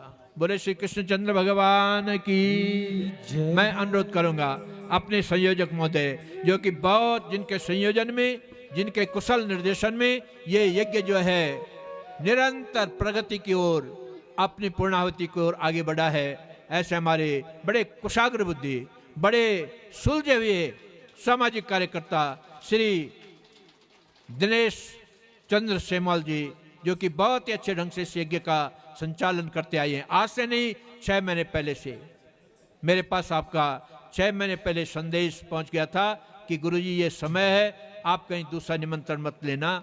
तो बहुत अच्छा आपने संचालन किया है। इसकी रूपरेखा आपने पहले से ही बहुत सुंदर बनाई है। आपके कुशल निर्देशन में ये कार्य निश्चित रूप से पूर्णाहुति की ओर लगभग पूर्ण है। आइए आप कल के लिए हमारी माता बहनों को, हमारे भाइयों को, हमारी जनता जनार्दन को विशेष रूप से संबोधन करेंगे ताकि समय से सारा कार्य संपन्न हो सके। बोले कृष्णचंद्र भगवान की जय हो, बोलो सत्य सनातन धर्म के। जय हो। समस्त भक्तिमती माताओं, बहनों, वंदनीय अर्चनीय पूजनीय बुजुर्गों, नौजवानों, समस्त ध्यानियों, अन्य गांव से आया हुआ हमारा जनप्रतिनिधिगण, अतिथिगण, प्यारा बच्चों, समस्त कार्यकर्ता, यो सप्तम दिवसीय महाज्ञान यज्ञ ध्यानी मिलन समारोह निस्वाली भाटगांव का द्वारा निरंतर अपनी पूर्णाहुति की ओर अग्रसर से और आज हम षष्ठ दिवस में प्रवेश करते हैं।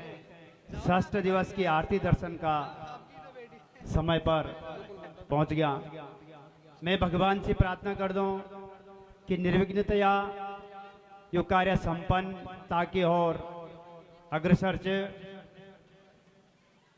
भोल ये महायज्ञ की पूर्णाहुति से और ये पूर्णाहुति को जो समय तय किए गई मंडप प्रवेश प्रातः 6 बजे से सब लोग ध्यान लगे सुने जरा। ये में 1 मिनट को अगाड़ी यार पिछवाड़ी नहीं होने यो आपसे अनुरोध करबत। चाहे हमारा आचार्य मंडली हो, हमारा देवताओं का अर्चक रावल हो, हमारे ध्यानी हो, समस्त ग्रामवासी हो, 1 मिनट को जो कोई अंतर नहीं रखे जलियो आपसे अनुरोध। मंडप प्रवेश प्रातः 6 बजे प्रातः और 6 से 7 बजे तक संध्योपासन, देवी देवताओं को अर्चन पूजन, गणेश आदि पंचांग पूजन, मूल पाठ 8 बजे 10:30 बजे तक, एक बीच 7 से 8 बजे तक बाल भोगोलो और 8 से 10:30 तक पंचांग पूजा होली। कथा प्रवचन ठीक 10:45 से यानी ठीक 11:15 बजे। तो समस्त ध्यानियों से निवेदन है कि आपने हम भोल ठीक 8 बजे जान। आप एक कार्य की सफलता तब मानो जब भोल आप 8 बजे जला, क्योंकि पूर्ण आहुति कि पूर्ण आहुति हमन आज तक क्या करी ते कुछ श्रेया आप ते भोल मिला लो। तो 10 बजे 11:15 से लेकर और 1:15 बजे तक 2 महापुराणों को कथा को रसपान हो लो। 1 घंटा श्रीमद् देवी भागवत और 1 घंटा श्रीमद् भागवत महापुराण और एक ज्ञान यज्ञ की पूर्णाहुति ठीक 1 बजे दिन होली और आरती दर्शन प्रसाद वितरण 1:30 बजे और ये ज्ञान यज्ञ को जो सुफल से वो ठीक 2 बजे आप प्राप्त हो लो। तो समस्त ध्यानी धन्य छे आपने इतनु बड़ो प्रोग्राम करी अपना मायका में एक और ध्यानी को जो आपन वास्तविक ध्यानी नो आज ये निस्वाली भाटगांव में एक ध्यानी नो को प्रचार और सत्यता दिखाई। आपका मैत्यु का द्वारा मतलब इतना अटूट विश्वास शायद कई भी गांव को बोलो जब का ये गांव को जो अपने ध्यानियों का ऊपर उन इतनी सेवा करी, नौजवान हो, बुजुर्ग हो, माताएं हो, बहनें हो, सबका द्वारा बहुत बड़ी चढ़ी भाग लिए गई और समय ज्यादा चोनो आप सिद्ध आरती दर्शन की ओर चल रहा। ये जो हमारा श्री कृष्ण जी को अभिनय जय बालिकन करी और रुक्मणी को अभिनय जय बालिकन करी, यूं का वास्ता 500 रुपए संगीता नोटियाल जी। हाँ श्री संगीता नोटियाल जिंदनी हाँ तो ताले बजावन और मैं श्री अमरदेव अमर सेमवाल जी यूँ पैसों लिखाइन तो मैं आपसे अनुरोध करूँ कि आप यूँ बालिकाओं में हूँ श्री कृष्ण जी और रुक्मणी जी यूँ पैसों दे आप दीजो। तो आज जे भगवान श्री कृष्ण और रुक्मणी का साक्षात आरती बोली और सीधा लिख चल रहा आप आरती दर्शन का वास्ता और शांति भाव आप दिला तो सादर प्रणाम नमन और वंदन।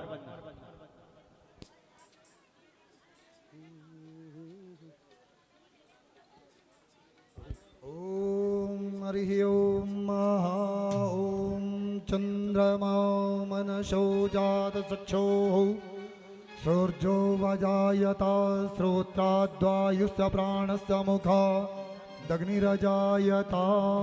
हरि ओम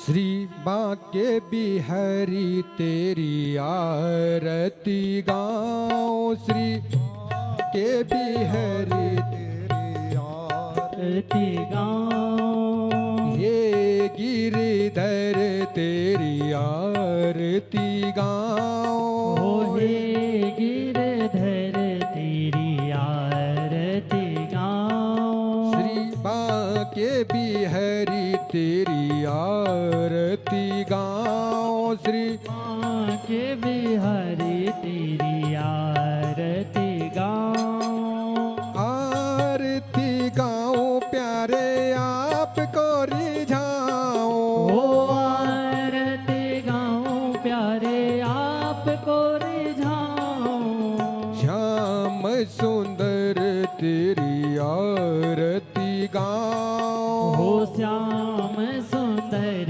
तेरी आरती गाऊं ये गिरिधर तेरी आरती गाओ हे गिरधर तेरी आरती गाऊं मोर मुकुट प्यारे शीश पे सोहे मोर मुकुट प्यारे शीस पे सोहे प्यारी वंशी मेरो मन मोहे प्यारी वंशी मेरो मन मोहे एक छवि बलिहारी मैं जाऊं श्री बांके बिहारी तेरी आरती गाऊं ये गिरधर तेरी आरती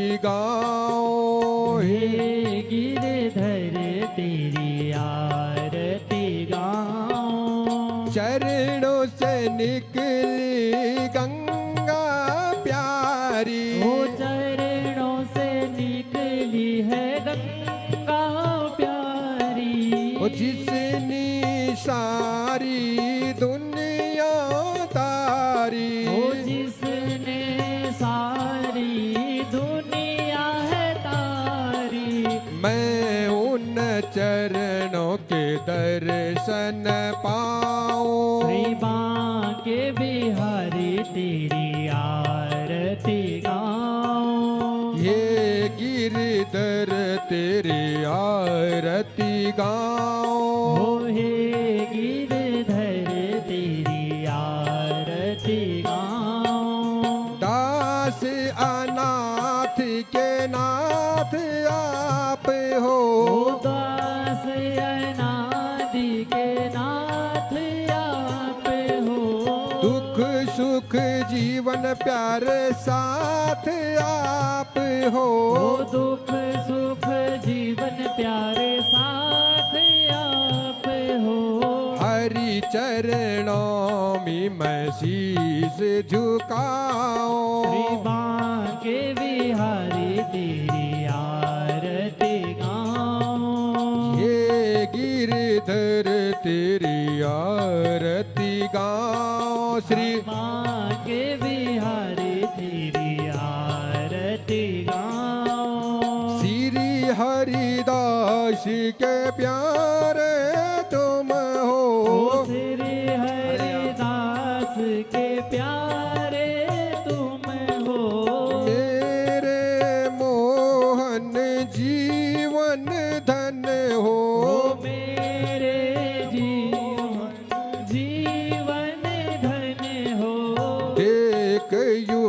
लाल छवि बलि बलि जाओ श्री बांके बिहारी तेरी आरती गाओ ये गिरिधर तेरी आरती गाओ श्री बांके बिहारी तेरी आरती गाओ चरणों से निकली गंगा प्यारी चरणों से निकली गंगा प्यारी ओ जिसने सारी दुनिया तारी वो जिसने सारी है दुनिया तारी मैं उन चरणों के दर्शन पाओ श्री श्री बांके बिहारी तेरी आरती गाओ ये गिरिधर तेरी आरती गाओ श्री श्री बांके